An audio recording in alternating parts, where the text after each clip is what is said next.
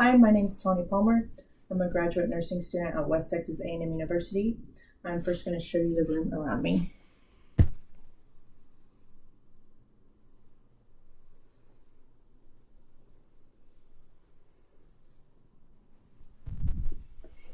Okay.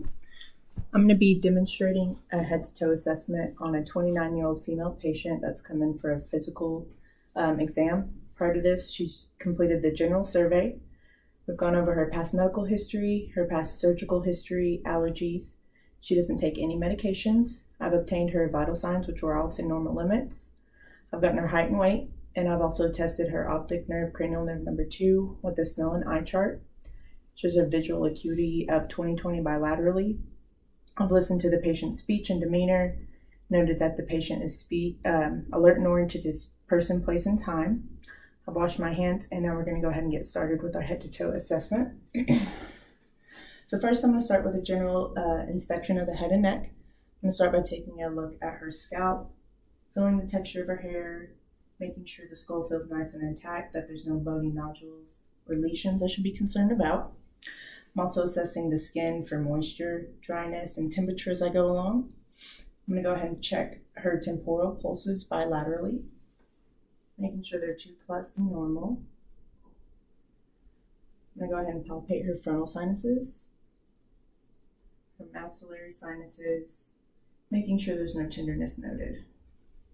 I'm going to go ahead and test cranial nerve number 5, the trigeminal nerve. So just tell me if this feels sharp or dull. Dull. Sharp. Dull. Sharp. Dull. Sharp. Okay. While I'm here, I'm going to go ahead and make sure that the eyes and ears look symmetrical and that the nose and mouth are midline. Next, I'm going to go ahead and palpate her temporal mandibular joint. You can open your jaw for me. Perfect. And I should be able to fit about 2 to 3 fingers behind her jaw here. Go ahead and close it and move it side to side. Perfect. And I don't know any difficulty or clicking. So now I'm going to check for hair distribution on her arms, color, making sure there's not any significant moles or nevi or discoloration. I'm going to check the color of the nail beds and the capillary refill. I'm just looking for clubbing of the fingers and the toes. Now we're going to go ahead and move on to the eyes. So first I'm just assessing for pupillary response, checking direct and consensual. So if you'll just look at the wall for me. Looking at direct and consensual, and direct and consensual. So now I'm going to go ahead and test accommodation. So if you'll look at my pen light, back at the wall, and pen light, and back at the wall. And while I'm looking at the eyes, I'm assessing the sclera, the conjunctiva of each eye for any nodules, swelling, making sure that the conjunctiva is nice and pink and there's not any yellowing, signifying any dehydration or liver disease. I'm also inspecting the cornea, the iris, and the lens for opacity. Moving on, I'm going to go ahead and test cranial nerve number 3, 4, and 6, the ocular motor, the trochlear, and the inducents with the 6 fields of gaze. If you'll just follow my pen light, not move your head.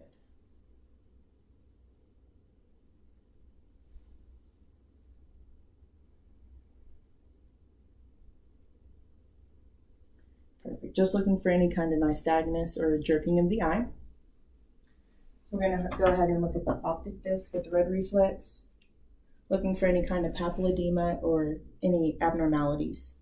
So I'm going to brace my hand against the patient's forehead just for stabilization. Perfect. Then on the other side. Perfect. Everything looks great with the eyes. I'm going to go ahead and move on to the ears. So first I'm making sure that they look symmetrical. I'm going to palpate the auricle and the tragus and the mastoid of the ears, making sure there's not any nodules or tenderness. I'm going to go ahead and look at the inside of the ears. So I'm just going to do this by pulling the pin up and back. And I'm just inspecting the ear canal and the tympanic membrane, making sure it's nice and clear, noting the color, the contour mobility, and ensuring that there's no signs of redness or bulging, signifying any kind of infection.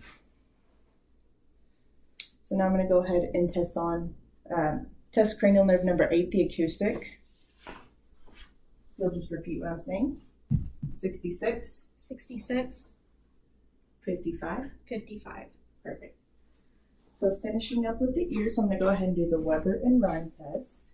With the Weber test, I'm going to test for lateralization, ensuring that hearing is even on both sides. So tell me if you feel this evenly.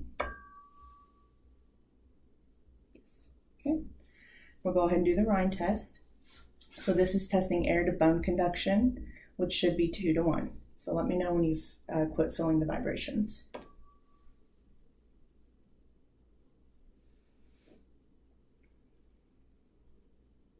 Quit feeling them.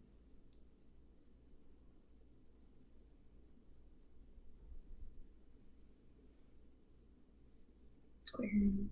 Perfect. We're going to go ahead and move on to the nose. First, I'm assessing the nares, making sure there's no septal deviation and that it's midline. I'm going to inspect the interior and inferior surfaces of the nose for asymmetry, for any nodules or tenderness. Next, I'm inspecting the nasal mucosa for any deviation, polyps, exudate, or anything. I'm going to test the patency of each nair, so if you'll just take a deep breath in for me. And again. Perfect. So now I'm going to go ahead and test the olfactory nerve, cranial nerve, number 1 on both sides. If you'll close your eyes for me and tell me what you smell. Alcohol. And again. Alcohol. Perfect. So we're going to go ahead and move on to the mouth. So first I'm just looking at the color of the lips, assessing for ulcerations, cracking. I'm going to have the patient open her mouth and taking a look at the oral mucosa, making sure it's moist and pink. There aren't any ulcers or white patches. I'm inspecting the gingiva for erythema, swelling, any irritation. I'm also looking at the interdental papilla for any ulcerations and noting if any teeth are missing, discolored, abnormally positioned. Next, I'm going to have you lift your tongue for me. Looking at the vascularization under the tongue and that there's no lesions noted. Next, I'm going to test the gag reflex. Perfect. And the patient responds appropriately. That's cranial nerve number 9, the glossopharyngeal nerve. And now I'm going to go ahead and have the patient stick her tongue out for me. Say ah. Ah. And the uvula is nice and midline. I'm going to have you, that's testing vagus nerve, cranial nerve number 10. And go ahead and protrude your tongue for me. And that's the hypoglossal nerve, cranial nerve number 12. We're going to finish up with cranial nerve number 7, the facial. If you'll smile and puff out your cheeks. Perfect. And cranial nerve number 11, the spinal accessory. If you'll shrug your shoulders against my hands. Perfect. So moving on, we're going to go to the neck. So first I'm making sure that the trachea is nice and midline. It's not deviating or noting that the patients have any difficulty breathing. I'm also watching the neck during inspiration for any accessory muscle usage, signifying any respiratory distress. I'm going to go ahead and palpate the patient's thyroid. So I would just stand behind the patient, place both hands on either side of the neck, and ask you to swallow. Perfect. I'm going to go ahead and palpate her lymph nodes. So the preauricle, the postauricle, the submandibular, submental, cervical, postcervical, supraclavicular, and the axillary. I'm checking for any kind of tenderness, enlarged swelling, anything that could be abnormal. While I'm here, I'm going to go ahead and test range of motion and muscle strength of the neck. So if you'll just touch your ear to one side and to the other, look down and look up. Perfect. So we're going to test the muscle strength and just to move your head against my hand. And on the other side. Perfect. So I'm gonna go ahead and check for the carotid. So I'm gonna palpate each, making sure they're 2 plus, just one side at a time. Perfect. So I'm gonna go ahead and listen for any carotid bruise or whooshing sounds. So you're gonna take a nice deep breath in, let it out, and hold it, okay?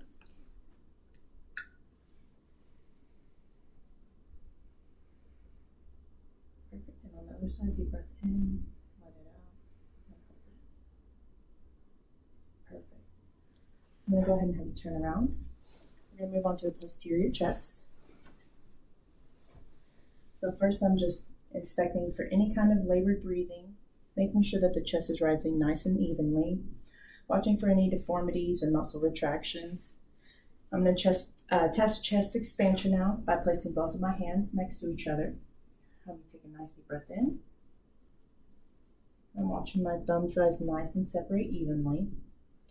While I'm back here, I'm going to go ahead and test for any costovertebral angle tenderness over the left and right lungs. So, any tenderness there? No. Any there? No. I'm going to go ahead and palpate bilaterally for tactile fremitus. You'll just say 99 for me. 99. 99. 99. 99. Perfect.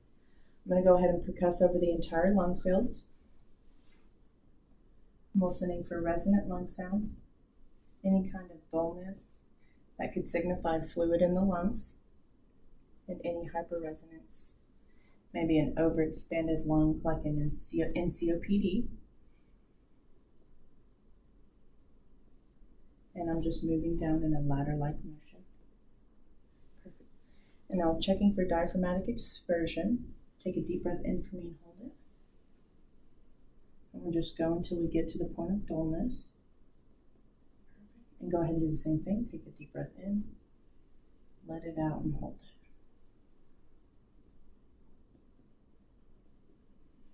Perfect. Then I'd measure between the two areas. And now we're going to go ahead and auscultate her breath sounds, listening for any kind of adventitious breath sounds like wheezing, rhonchi, or crackles. So just take some nice deep breaths for me.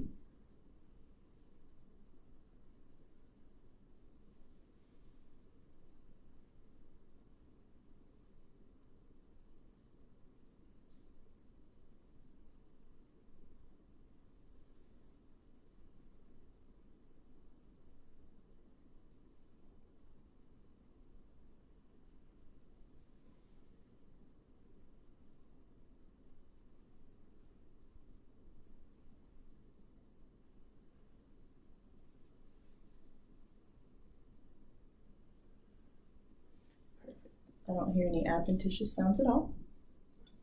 So we're going to go ahead and listen for bronchophony, egophony, and whisper pectorally. So go ahead and say 99 for me. 99. 99. 99. And say E. E. Perfect. I'm going to go ahead and have you turn back around. And I'm going to go ahead and talk through the breast and axilla exam.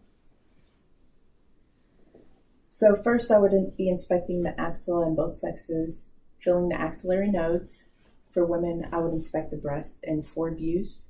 So arms at side, arms overhead, arms pressed against hips, and then leaning forward. And this is to assess the skin appearance, the size, symmetry, the contour, and nipple characteristics. I would note the color, watching for any redness that could signify inflammation or an infection, looking for masses, dimpling, and comparing it with the other side to assess for visible signs of breast cancer. After inspecting the breast, I would palpate with the patient supine, palpating in a vertical strip pattern in small concentric circles, applying light, medium, and then deep pressure individually. And it would be from the clavicle to the bra line, the mid-sternal line to the posterior axillary line. I'd be noting the consistency of the breast tissue, any tenderness, any nodules. I would then palpate the nipple, noting the elasticity, and moving on to the axilla. While the patient's supine, I'll inspect for rashes, irritation, for any infection or unusual pigmentation. So for the left axilla, I would use my right hand, reach towards the apex of the axilla, and placing my fingers directly behind the pectoral muscle, pressing my fingers towards the chest wall and sliding downward, trying to palpate the nodes. And I would note the size, shape, mobility, or any tenderness of any nodules found. I do the same on the right axilla with my left hand. And for a male, the examination of a breast male examination is important, examining the areola for any nodules or masses. I'll palpate the areola and the breast tissue for any hard, irregular, or ulcerating, painless dominant masses that could suggest breast cancer. So since we're finished with the posterior chest, I'm going to move on to the anterior chest. So once again, I'm inspecting the thorax, making sure that there's nice and even chest rise and fall, no labored breathing, no retractory muscle usage, signifying difficulty breathing. I'm inspecting for deformities, muscle retraction, tender areas, or any skin changes. Also want to check the AP diameter to make sure that the patient doesn't have a barrel chest. So now I'm going to go ahead and palpate for any kind of thrills or heaves with the ball of my hand and the pads of my fingers. Also checking for any tenderness or bruising or respiratory expansion. Also checking for emetus once again with the ulnar surface of my hand. And at this point, while I'm here, I'm going to go ahead and palpate for the point of maximum intensity. So I'm going to have you exhale fully, stop breathing for a few seconds. And this patient's fairly thin and in healthy condition, so I can feel it really well. I'm going to go ahead and percuss the anterior lung fields. Once again, listening for those resonant percussion sounds.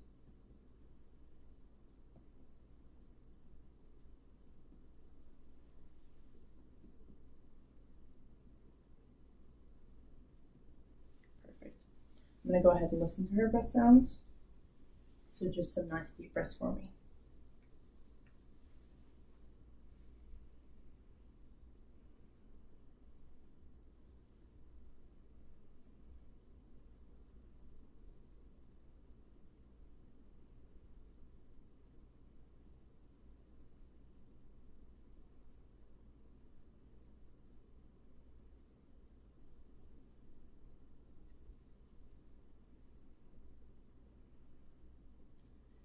And I'm going to go ahead and listen to the lateral breath sounds as well.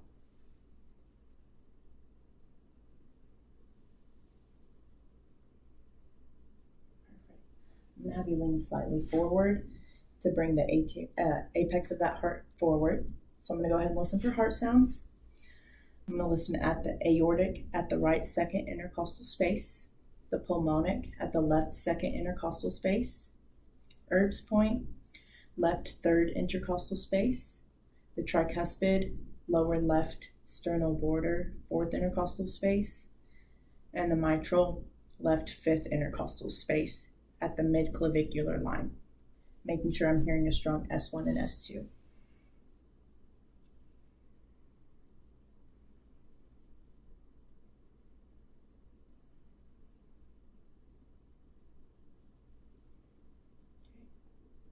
Have you continue to lean forward. I'm going to flip the bell of my stethoscope and listen for any kind of murmurs.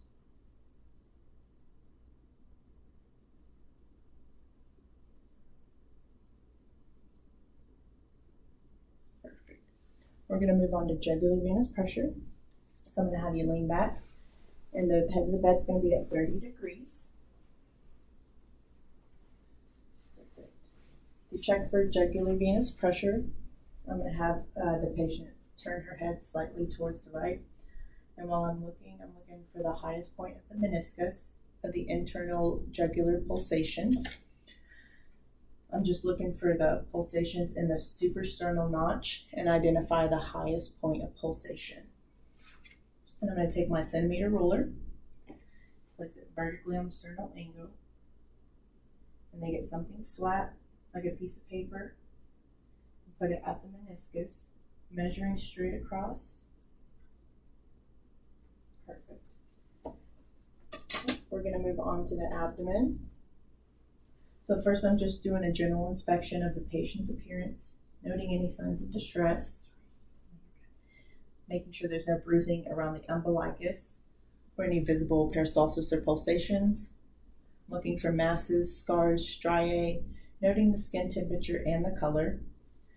So now I'm going to go ahead and auscultate the bowel sounds in all 4 quadrants, listening for presence, any characteristics, or any bruits.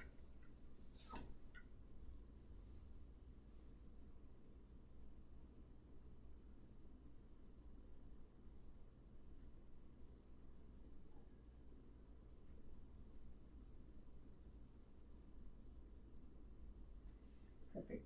Her bowel sounds are all normal, active. So I have my stethoscope in hand. I'm going to listen to the aorta and the femoral arteries, checking for any kind of whooshing or any bruits.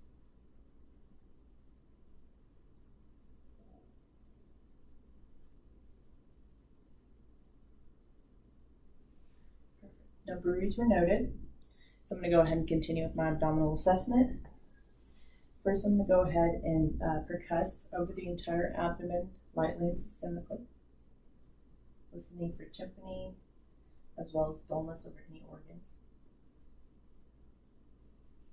Perfect. And I'm going to go ahead and measure the liver span. So I'm going to start right at the umbilicus, percuss superiorly until dullness is indicated at the bottom of that liver border.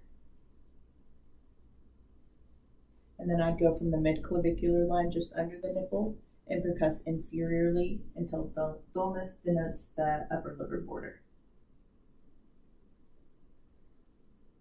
Perfect. And I'd measure that. I'm going to go ahead and move over to the spleen, percussing for splenic dullness.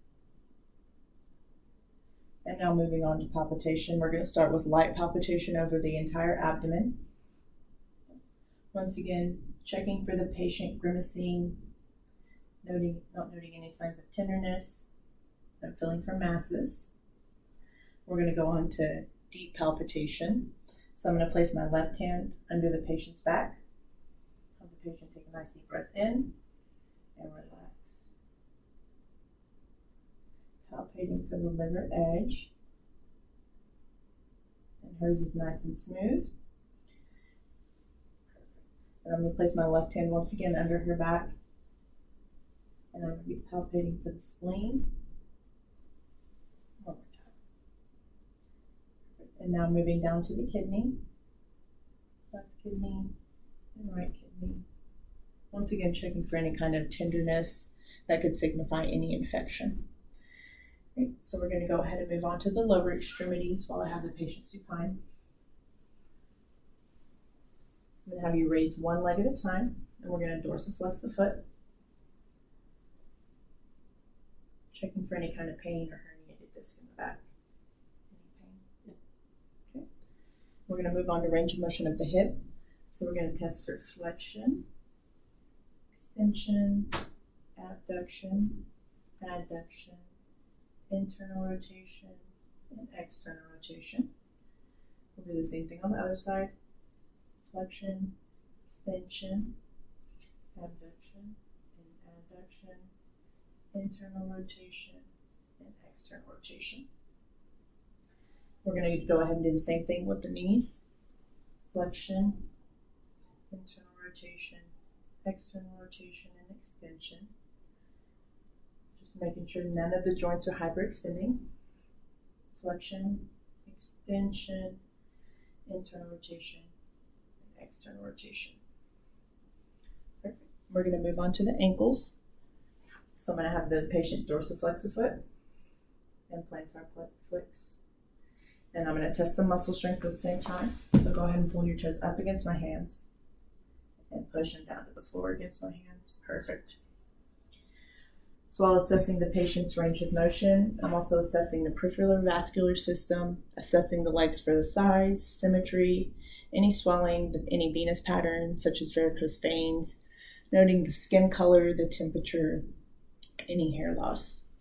So I'm going to go ahead and palpate the lower extremities, checking the popliteal pulse with both hands.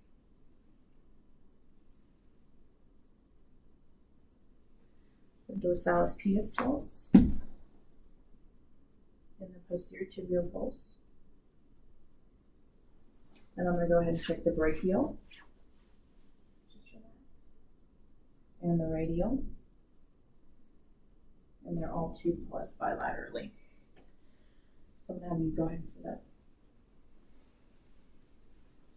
We're going to go ahead and continue with our range of motion of the shoulders. You bring your shoulders out, abduction, across, adducting, perfect. And then we're going to put them behind your head, external rotation, and then behind your back, looking at internal rotation. Perfect. So we're going to go ahead and test range of motion of the elbows. We're going to go ahead and put them straight out. Perfect. Then we're going to test muscle strength at the same time, so if you'll pull them towards you. Yeah, just like that. Perfect. And go ahead and extend your arms. We're going to look at the wrists. You can pronate and supinate them. Perfect. And then we're going to do it quickly. Perfect. And that's testing for cerebral function with rapid movement at the same time. We're going to look at the fingers and the knuckles. Perfect. Swallow at our hands. I'm going to go ahead and test our grip strength. So you're just going to grab my fingers. Looking for any kind of muscle weakness, just squeeze them as hard as you can. Perfect. Not noting any signs of atrophy. We're going to go ahead and open your hand. And we're going to do narrow sensory checks. Once again, just checking the cerebral function. We're going to do number identification first. And you're just going to tell me what number I'm drawing in your hand. 2. Perfect. Keep your eyes closed. I'm going to place an object in your hand now. And close it. And tell me what that is. Cotton ball. Perfect. You can open your eyes. That's strychnosis. Once again, checking the cerebral function. So now we're going to do point to point. Have you open your hands just like that and close your eyes. So whatever finger I touch, if you'll touch your nose with it. One more. Perfect. You can open your eyes. We're going to do point to point of the lower extremities now. You can run your heel up and down your shin on each side. Perfect. And while assessing this, I'm assessing the hair distribution, looking for any varicose veins, making sure color looks good. And while we're here at the toes, we're going to test proprioception. So if you can look forward for me, I'm going to move your toe. Tell me which way I'm moving it. Up. Down. Perfect. We're going to go ahead and test the patient's reflexes. So I'm going to start with that tricep. Just relax your arm. And then the bicep. And I'm going to go to the other side. The tricep, relax. And then the bicep. I'm going to do the brachioradialis. On the other side. And the patellar. Oh, I'll lift this up.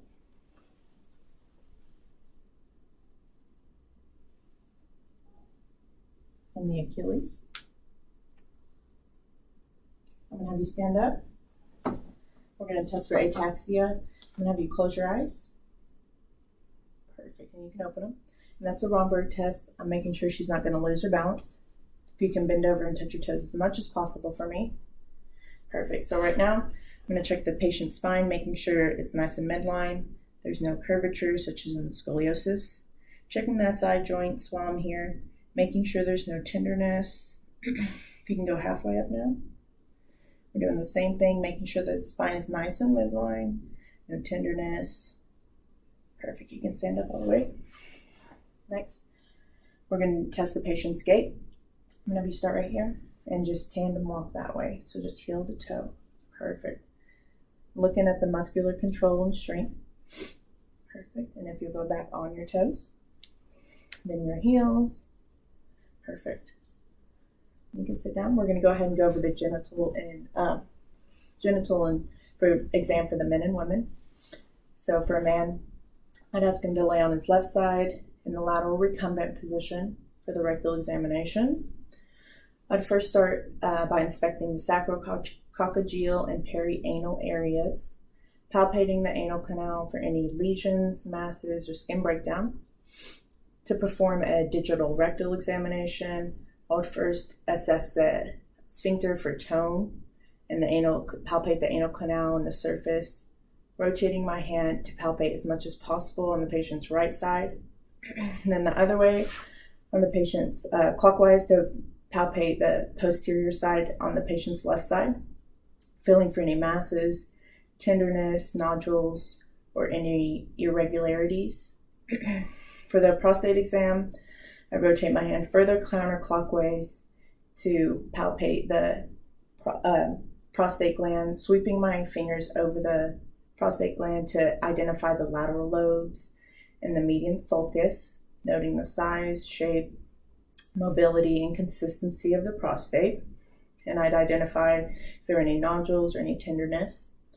I would then examine the penis and scrotal contents, checking for any hernias. Next, I would assess the skin of the penis, the foreskin, and the glands for any ulcers, scars, nodules, and inflammation. Next, I'd palpate the shaft of the penis for any abnormalities, noting any indurations or tenderness. Next, I'd inspect the scrotum, including the skin by lifting it up, to inspect the posterior surface, noting any lesions or scars. I'd be inspecting the hair distribution and scrotal contours for swelling, lumps, or bulging masses. Next, I would palpate each testy, including the epididymis and the spermatic cord for presence, size, shape, symmetry, any tenderness or masses. So for a woman's genitalia examination, I'd make sure she's emptied her bladder completely prior to the exam. I'd make sure she's draped from the mid-abdomen to the knees, and I'd assist her into the lithotomy position. I'd make sure I have the appropriate size speculum for the patient. First, I'd inspect the external genitalia, inspecting the mons pubis, the labia, and the perineum for any inflammation, ulcers, any discharge, swelling, or any lesions.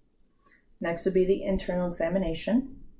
I'd let the patient know I'm about to insert the speculum and applying downward pressure. Let's separate the labia minora and introduce the closed speculum. I would then remove my fingers from the introitus and rotate the specular into a horizontal position and maintain pressure until it's inserted into its full length. I then slowly open the speculum to visualize the cervix, noting the position, the color, or any characteristics. I'd inspect the cervical os for discharge, ulcerations, nodules, any masses or bleeding. To obtain a pap smear, depending on the speculum, the collection tool, either the cervical broom, the cervical scraper, or endocervical brush, I'd insert it gently into the cervical os and rotate it, and then carefully remove it. To withdraw the speculum, I'd slowly pull it out while also inspecting the vaginal walls for any masses, lesions, or any abnormal discharge or bleeding. As the speculum is clearing the cervix, I would loosen the thumb screw and maintain the thumb screw with my thumb. After the pelvic and pap smear exam, I'd obtain consent to perform the rectal exam while the woman is in the lithotomy position. I'd use the same techniques as the male rectum exam, and in this position, it would allow me to do a bimanual examination to inspect for a pelvic mass or palpate cancer high in the rectum. So to summarize my findings, the patient is of average height and weight for her body structure. She is animated and responds quickly to questions. She's alert and cooperative. Her thought processes are coherent and insight is good. She's oriented to person, place, and time. Her color is good. She lies flat without discomfort. Her capillary refill was less than 3 seconds. Palms are warm and dry with good color. Her nails are without clubbing or cyanosis. Hair of average texture and well groomed. Scalp is without lesions and normocephalic. Her vision was 20/20 bilaterally. Visual fields full by confrontation. The conjunctiva was pink, the sclera white. Pupils were 4 millimeters, constricting to 2 millimeters. Round, regular, equally reactive to light. Extraocular movement was intact. Ears and pearly gray and translucent in the tympanic membrane. A serum partially obstructing the right tympanic membrane. The cone of light was measured at 5 in the right ear, and the left ear canal was clear. Tympanic membrane was pearly gray and translucent, with good cone of light at 7. Acuity was good to whispered voice. Weber was midline, and air conduction was greater than bone conduction bilaterally. The nasal mucosa is pink. The septum is midline. No tenderness noted. Oral mucosa pink. Dentition was good. Tongue is midline. Tonsils absent, and pharynx is without exudate. The neck is supple. Trachea is midline. The thyroid was non-palpable. No CVA tenderness was noted. No cervical or axillary nodes noted. The thorax is symmetric with good exertion. The lungs were resonant on percussion. Breath sounds were clear and equal on auscultation. Regular venous pressure was 3 centimeters above the sternal angle, with the head of the bed raised to 30 degrees. The carotid upstrokes were brisk without bruits. The apical impulse was discrete and tapping barely palpable in the left fifth intercostal space. Good S1 and S2. No murmurs were noted. The abdomen is concave. No scars noted. Bowel sounds were normoactive in all quadrants. The liver span is 7 centimeters in the right midclavicular line. The edge was smooth. The spleen was non-palpable. The extremities are warm and without edema. No edema was noted in the ankles. No varicose veins noted in the lower extremities. All pulses were 2+ and equal. No joint deformities or swelling on inspection or palpation. Good range of motion in the hands, the wrists, the elbows, shoulders, spine, hips, knees, and ankles. All cranial nerves are intact. Good muscle tone. Strength is equal bilaterally in the neck, biceps, triceps, hand grips, and tibialis anterior. The rapid alternating movement and point-to-point movement are intact. Her gait is stable. Sensory vibration and sternocys are intact. Bromberg is negative. Reflexes were 2+ in the biceps, triceps, brachioradialis, patellar, and the Achilles. And that is the end of our head-to-toe assessment today. Thank you.